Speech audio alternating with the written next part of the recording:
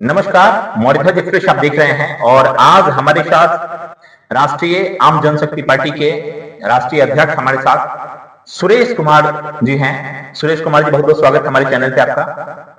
आज हम लोग तमाम मुद्दों को लेकर के बात करेंगे, लेकिन अभी एक वीडियो जो वायरल हो रहा है और जिसमें चूंकि अभी देखिए रमजान का महीना चल रहा है, सबसे बड़ा इशू हो गया है कि चाहे वो नीतीश कुमार हो, चाहे चिराग पासवान हो, अब इन सभी लोगों की पार्टी अगर शाम का इफ्तार पार्टी रखती है तो तमाम मुस्लिम कम्युनिटी जो है या जितनी पार्टियां हो या मुस्लिम कम्युनिटी के जितने भी अलग अलग बने हुए ग्रुप है, उन यूनियनों की तरफ से अभी लगातार इनका बाइकआउट किया जा रहा है कि नहीं, ये लोग बुलाएं तो उसमें नहीं जाना है। बजाते अनाउंसमेंट हो रहा है। कैसे देख रहे हैं बिहार की राजनीति को और मुस्लिम को लेकर के जिस प्रकार से लोग तमाम पार्टियां अपने रुझाने में लगी हुई है, ऐसे में नीतीश कुमार और चिराग पासवान के इफ्तार पार्टी में नहीं पहुंचेंगे तमाम मुस्लिम?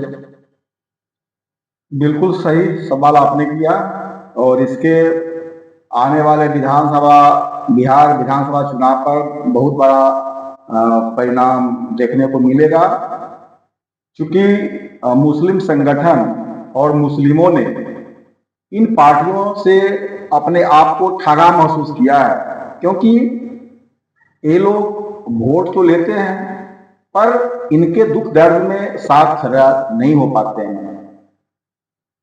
जैसे कि चिराग पासवान है, नीतीश कुमार है, चंद्रबाबू नायडू है, ये लोग मुस्लिमों के वोट से सांसद को जिताने का काम किया, पर ये भाजपा के साथ गठबंधन कर लिया और भाजपा दिन प्रतिदिन मुस्लिमों को नीचा दिखाने का, उसे प्रताड़ित करने का और उसे दबाने का हमेशा प्रयास करता है और तरह तरह का व्यवधान पैदा उत्पन्न कर रहा है। नहीं, जैसे अभी जिससे कि मुस्लिम कम्युनिटी भयभीत है और अपने आप को वह कोशिश में है कि हमारा कौन ऐसा पार्टी है जो हमारे मान सम्मान का, हमारे समुदाय की रक्षा कर सकता है, और इसके लिए वो प्रयासरत है। इस प्रयासरत में वो जो पार्टी उसके साथ उसके मान सम्मान की रक्षा करने के लिए और उसके इज्जत आबरू की रक्षा के लिए, उसके एग्जिस्टेंस के लिए, उसके समुदाय के साथ खड़ा रहने के लिए जो पार्टी खड़ा होना चाहता है या हो रहा है, वह उसका साथ देने के लिए अब बिल्कुल ही तैयार हो गया है। ऐसा मैं देख रहा हूं, जिसके कारण से आज के तारीख में मुस्लिम संगठनों ने चिराग पासवान की पार्टी, जदयू की पार्टी, नीतीश कुमार का और आंध्र प्रदेश के मुख्यमंत्री नीतीश कुमार के इफ्तार पार्टी का पूरा विरोध किया है और कोई मुसलमान इफ्तार में भाग नहीं लिया है। कितना असर पड़ेगा 2025 के? बहुत बड़ा परिणाम देखने को मिलेगा। इन पार्टियों के हालत जो है वह आने वाले दिनों में बहुत ही खराब होगा और निश्चित रूप से एक नए आयाम या नए दौर की शुरुआत, फायदा किसको होगा? इससे फायदा की शुरुआत होने की संभावना है। इससे उन पार्टियों को फायदा निश्चित रूप से मिलेगा जो मुसलमान के साथ खड़ा है और मजबूती से खड़ा है और मजबूत भी है। अभी दिल्ली का परिणाम हम लोगों ने देखा है, काफी बढ़ चढ़ के मुस्लिम आबादी ने भी वहां बीजेपी को वोट किया था। तो ऐसे में क्या देख रहे हैं, बिहार में केवल जदयू से नाराजगी, चिराग पासवान की पार्टी, लोक जनशक्ति पार्टी से नाराजगी, रामविलास से, ऐसे में क्या लग रहा है कि बिहार में इसका जो असर है सीधे सीधे फायदा तो आप आरजेडी को मिलता हुआ दिख रहा है? एक बात आपने सवाल किया है कि दिल्ली में बीजेपी को भी मुसलमानों ने वोट किया है। अच्छा सवाल किया है। देखिए, मुसलमान इस देश का नागरिक है और वह चाहता है, वह भी चाहता है। देखिए, हर एक जात में, हर एक कौम में अच्छे बुरे हैं। इसका मतलब नहीं है कि पूरे कौम को आप खराब कर सकते हैं। निश्चित रूप से मुसलमान भी इस देश का नागरिक है और वह सबके साथ मिलजुल कर रहना चाहता है और देश के विकास में हमेशा से साथ दिया है और देश की रक्षा में भी उन्होंने कोई कसर नहीं छोड़ा है। तो ये कहना कि मुसलमान बीजेपी को बिल्कुल देता है, लेकिन वो देता भी है। एक मिनट, वो अगर मुस्लिम भाजपा को देता भी है तो मजबूरी में देता है, डर के देता है।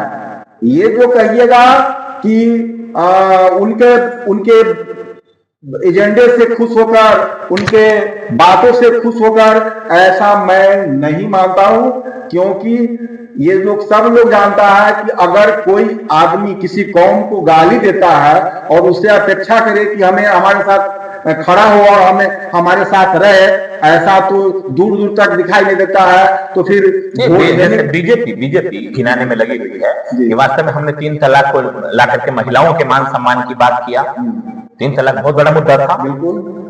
हिजाब को लेकर के लगातार बीच में मामला आया, और तीसरा अभिवक्फ बोर्ड को लेकर के है। इस संशोधन में, बिल संशोधन को लेकर के, चूंकि बिल संशोधन लग रहा है कि अब जैसे ही लग रहा है रमजान के अंदर ही शुरू हो जाए या नेक्स्ट सेशन में हो सकता है बीजेपी इसको रखेगी।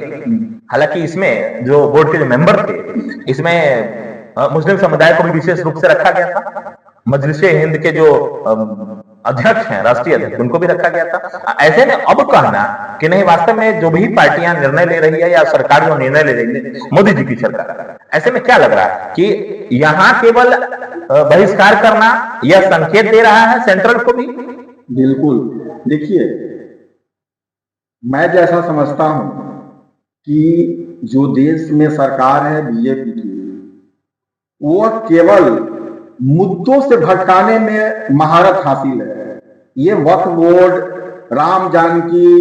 राम जन्मभूमि, बहुत सारे ऐसे जो मुद्दे हैं जो जानबूझकर विभाजित करना चाहते हैं, ताकि 2 ध्रुवों में देश की जनता बटे और उसका फायदा हिंदुओं की तरफ से बीजेपी को मिले। ये वोट की केवल राजनीति है, इससे कुछ होने जाने वाला नहीं है। ये केवल वोट की राजनीति है। जैसे अच्छा, अभी जैसा कि आप बता रहे हैं कि यहाँ नुकसान होने वाला है, जैसे कि आप संदेश या उससे आप भी, जैसा गुनागणित हम भी समझ रहे हैं कि आप भी राजनीतिक विश्लेषक के तौर पे तो अपनी राजनीतिक, क्योंकि आप लगातार विधानसभा चुनाव लड़े, लोकसभा चुनाव लड़े हुए हैं, मुजफ्फरपुर से, गायघाट से विधानसभा आपने लड़ा है, काफी अनुभव आपके पास है। इन अनुभवों के आधार पे आप जैसा कि डायरेक्ट इंडिकेट कर रहे हैं कि नहीं, इसमें जदयू को घाटा दिखा रहे हैं आप, क्योंकि मुस्लिम कम्युनिटी उनको वोट करने वाला नहीं है। लोजपा रामविलास को, जो चिराग की पार्टी है, उसको वोट करने वाला नहीं है। बीजेपी से अभी डायरेक्ट नाराज है। तो सीधे सीधे इसका फायदा क्या राजद को मिलने वाला है, या इसमें 2 पार्टी, एक और है जन सुराज, इन दोनों में से किसको ज्यादा फायदा होगा इसका? देखिए, बिहार के परिप्रेक्ष्य में जो वर्तमान हालात है, राजनीतिक हालात है, और जो नीतीश कुमार की मानसिक स्थिति है, और जो मुसलमानों का रुख है, इन तमाम, और जो तेजस्वी का एजेंडा है, उन तमाम चीजों को यदि आप देखते हैं तो निश्चित रूप से राष्ट्रीय जनता दल सबसे ज्यादा मजबूत आज के दिन में दिखाई दे रहा है। क्योंकि राष्ट्रीय जनता दल माई बहन योजना जो लाया है, बिल्कुल ही काबिल तारीफ है। हालांकि मेरी पार्टी इन छोटी छोटी चीजों में विश्वास नहीं करता है, लेकिन क्योंकि वो मजबूत पार्टी है, जनता उसके साथ खड़ी होना चाहती है। सबसे बड़ी पार्टी है, बड़ी पार्टी है।